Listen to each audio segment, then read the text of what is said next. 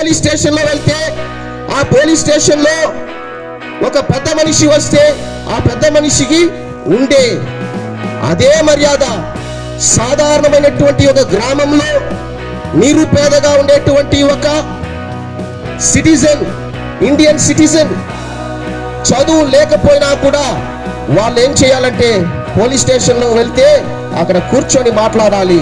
అదే సమానత్వం, అదే భారత రాజ్యాంగం మనకు కల్పించింది. లేదంటే మనము చెప్పులు బయట తీసేసి లోపలికి పోవాలంటే అది రాజ్యాంగాన్ని వ్యతిరేకించి రాజ్యాంగము ఉల్లంఘించినటువంటి లెక్కకు వస్తుంది. కాబట్టి ఎక్కడికి మనం వెళ్ళినా కూడా మనము సమానత్వం అనే దాన్ని మనము మాట్లాడడానికి ఇలాంటి ఆర్టికల్స్ రాజ్యాంగము మనకు చెప్పబడి ఉంది. గణతంత్ర దినోత్సవం ఇంకో రోజు జెండా ఎగరేస్తారు. అది ఏ రోజు తెలుసా?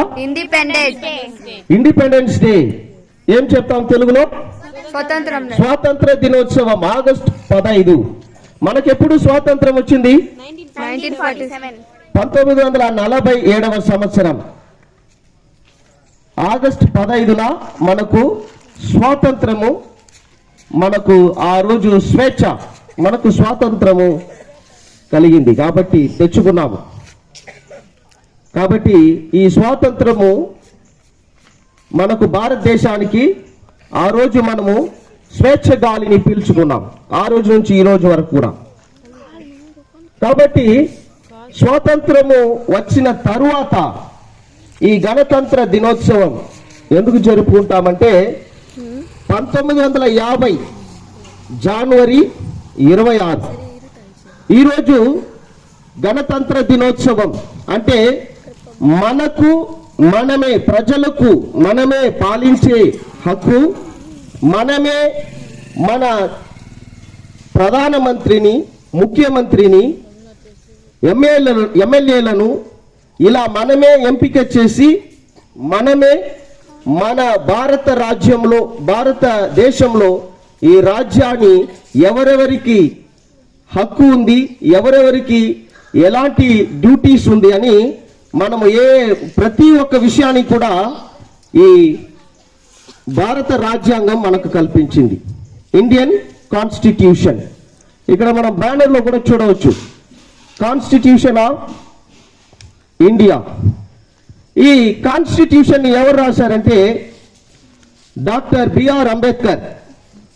డాక్టర్ బిఆర్ అంబేద్కర్ గారు 2 సంవత్సరాల 11 నెలల 18 రోజులు ఈ రాజ్యాంగాన్ని రాయడానికి సమయం తీసుకున్నారు.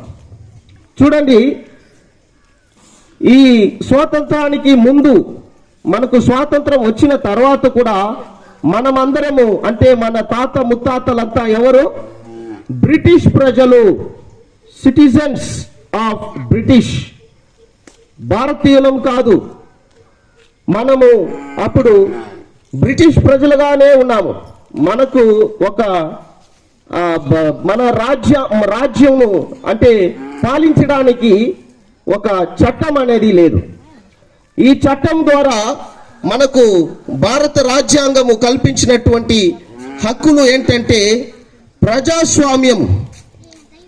ప్రజాస్వామ్యం అంటే ప్రజలకే హక్కు, ప్రజలే పవర్ఫుల్. ప్రజలు అనుకుంటే మనము ప్రధానిని మార్చగలము, ప్రజలు అనుకుంటే సీఎంని మార్చగలము, ప్రజలు అనుకుంటే ప్రెసిడెంట్ని మార్చగలము. అది ఎవరిచ్చారంటే మనకు భారత రాజ్యాంగం ద్వారా కలిగింది. అందరం ఒకసారి చప్పట్లు కొడతాం. ఆ భారత రాజ్యాంగము రాయడానికి డాక్టర్ బిఆర్ అంబేద్కర్ గారు ఎన్నోసార్లు ఆయన చాలా కష్టపడి ఈ యొక్క రాజ్యాంగాన్ని కూడా రాశారు. ఈ రాజ్యాంగాన్ని రాయడానికి చాలా కష్టపడి రాసి మనకు ఈనాడు వరకు కూడా ఈ భారత రాజ్యాంగము అమల్లో ఉంది. ఒక 20 సంవత్సరం ఉండొచ్చు, లేదా ఒక 30 సంవత్సరం ఉండొచ్చు, కానీ ఆ భారత రాజ్యాంగం అనేది ఈ రోజు వరకు కూడా అమల్లో ఉండడానికి ఎంత కష్టపడి ముందు ఆలోచనతో ఈ బాబాసాహెబ్ అంబేద్కర్ గారు ఈ రాజ్యాంగాన్ని రాశారన్నమాట. ఈ ప్రజాస్వామ్యంలో మనకేమి హక్కు ఉంది అంటే ఇక్కడ బ్లెస్సింగ్ హ్యాండ్స్ అసోసియేషన్లో లవ్, ఎడ్యుకేట్, ఈక్వాలిటీ అని మనము 3 విషయాలను చూస్తున్నాము. ఆ 3 విషయాల్లో ఈక్వాలిటీ, సమానత్వం. ఈ సమానత్వము భారత రాజ్యాంగంలో ఆర్టికల్ 14లో ఈ సమానత్వమును గురించి చెప్పబడి ఉంది. కుల, మత, లింగ భేదము లేకుండా అందరము సమానంగా జీవించే హక్కు అన్నమాట. ఎందుకంటే అప్పట్లో మహిళలు చదువుకునేవారు కాదు, చదువుకోకూడదు, కొందరు మాత్రమే చదవాలి, అందరూ చదువుకునేదానికి లేదు. ఈరోజు మనం అందరం చదువుకుంటా ఉన్నాం, మనకు స్కాలర్షిప్ ఇస్తా ఉన్నారు, మనకు ఉద్యోగంలో అవకాశాలు కల్పిస్తున్నారు. నిర్బంధంగా మనం చదువుకోవాలని మనకు ఆ యొక్క చట్టాన్ని ఇచ్చారన్నమాట. ఆ చట్టం ద్వారానే ఈరోజు చాలా వరకు అంటే అసలు లేకుండా ఈ డ్రాప్ అవుట్స్ లేకుండా ఉంది. ఉచిత నిర్బంధంగా మనము చదువుకోవాలి. ఏ పిల్లవాడైనా కూడా 14 సంవత్సరము వరకు కూడా ఆ పిల్లవాడు చదువుకోవాలి, మహిళలు చదువుకోవాలి అనే ఉద్దేశంతో ఈ భారత రాజ్యాంగం ద్వారానే ఇవన్నీ కూడా మనకు ఇచ్చారన్నమాట. అంటరానితనం, ఈ భారత రాజ్యాంగము రాయడానికి ముందు అంటరానితనము ఆర్టికల్ 17 లేనందువల్ల అప్పుడు ఏం చేశారంటే అందరూ తాగేటటువంటి నీళ్లు బావిలో తాగలేరు, అందరి ఇంట్లోకి వెళ్ళలేరు, అలాగే అందరూ సమానంగా కూర్చొనలేరు, చెప్పులు వేసుకొని రోడ్డు మీద నడవలేరు. ఇలాంటి హింసలను ఆ రోజు ఎదుర్కొన్నారన్నమాట. కాబట్టి ఆ అంటరానితనాన్ని నిర్మూలించడానికి ఆర్టికల్ 17 ఈ రాజ్యాంగం మనకు కల్పించినటువంటి హక్కు. ఆ విధంగానే స్వాతంత్రపు హక్కు అంటే ఈ స్వాతంత్రపు హక్కు, ఈ హక్కు ద్వారా ఆర్టికల్ 19 ఏం చెప్తా ఉందంటే మనము ఎక్కడైనా మనము నివసించవచ్చు, స్వాతంత్రం, ఫ్రీడమ్, స్వేచ్ఛ. ఈరోజు మాకు స్వేచ్ఛ ఉందా లేదా అని అడగడానికి కారణం ఏంటంటే ఈ ఆర్టికల్ 19 ద్వారా మాత్రమే. మనం మాట్లాడే హక్కు, పిల్లలందరూ మాట్లాడారు ధైర్యంగా వచ్చి, ఇక్కడ ముందుకు వచ్చి స్పీచ్ కాంపిటీషన్లో మీరు మాట్లాడారంటే అది ఎక్కడ వచ్చిందంటే డాక్టర్ బిఆర్ అంబేద్కర్ రాసినటువంటి ఆర్టికల్ 19 నుంచి మనకు ఇచ్చారన్నమాట. మన యొక్క భావాలను తెలియజేయవచ్చు.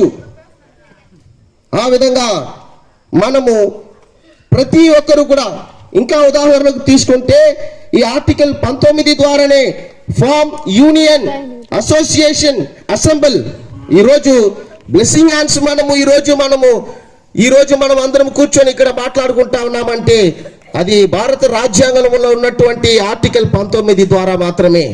అందరం చప్పట్లు కొడతాం ఒకసారి. ఈ రాజ్యాంగం లేకపోతే మనము ఇలా కూర్చొని మాట్లాడలేము. ఈ రాజ్యాంగం లేకపోతే మనకు సమానత్వము లేదు.